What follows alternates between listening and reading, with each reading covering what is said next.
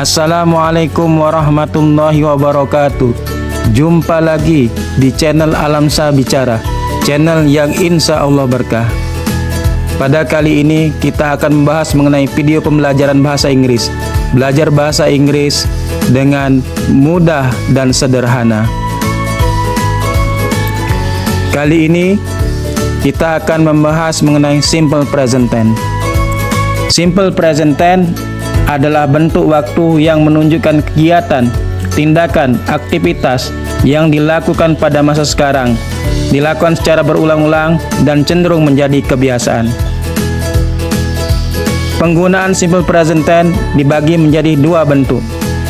Yang pertama yaitu daily activity. Maksudnya adalah kegiatan yang dilakukan sehari-hari yang cenderung menjadi kebiasaan. Sebagai contoh, for example, I always go to school every day. Aku selalu pergi ke sekolah setiap hari.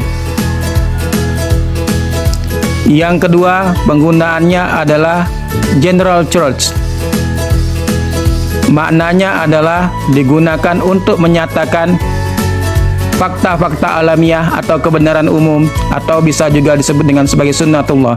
For example, sebagai contoh, the earth is round. Bumi itu bundar.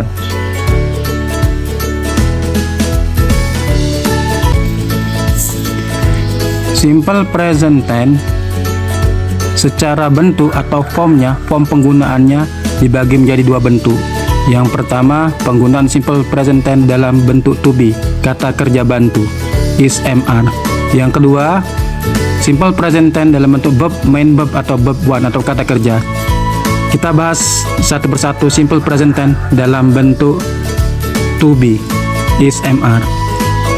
Dalam bentuk to be ini, subjek pelaku I, to be-nya adalah am.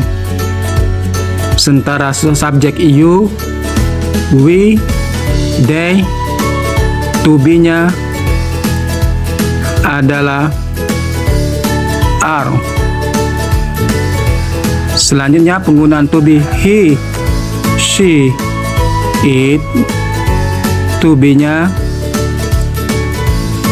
adalah is. Jadi cara membuatnya, subjek, apa itu saja subjek? Yang pertama I, saya atau aku. Yang kedua you, anda, engkau. Yang ketiga we, kami, kita. Yang keempat they, mereka. Yang kelima he, dia laki-laki satu, she, dia perempuan satu, dan it, dia benda satu. Kemudian subjek kita tambah dengan to be, is mr. I, pasangan to be-nya adalah am. You, we, they, menggunakan pasangan to be-nya adalah are. Kemudian untuk he, she, it atau disebut dengan orang ketiga tunggal menggunakan to be is. Kemudian ditambah dengan noun atau adjektif. Apa itu noun? Noun adalah kata benda. Segala hal, semua benda adalah kata benda. Contoh, book, buku. Table, meja. And chair, kursi. Itulah contoh-contoh kata benda. Selanjutnya, profesi atau pekerjaan. Seluruh profesi atau pekerjaan termasuk ke dalam kata benda. For example, seperti contoh, teacher, guru, policeman, polisi, and farmer, petani. Jadi seterusnya, and etc. dan seterusnya. Kemudian apa itu adjektif? Adjektif adalah kata sifat, kata yang memberikan atau mendeskripsikan sesuatu. For example, sebagai contoh, strong, kuat, mendeskripsikan sesuatu. Clever, pintar. And beautiful, cantik. Itulah contoh-contoh dari kata sifat. Jadi subjek ditambah dengan to be is, am, are ditambah dengan noun atau adjective. Kita masuk ke contoh. For example, saya adalah seorang petani. Oke, for example, saya adalah seorang petani. Saya adalah seorang petani. Saya, subjeknya adalah I. Karena I, maka to be-nya dalam bentuk present adalah am, pasangannya. Dan petani adalah noun, kata benda, profession. Jadi, I am a farmer.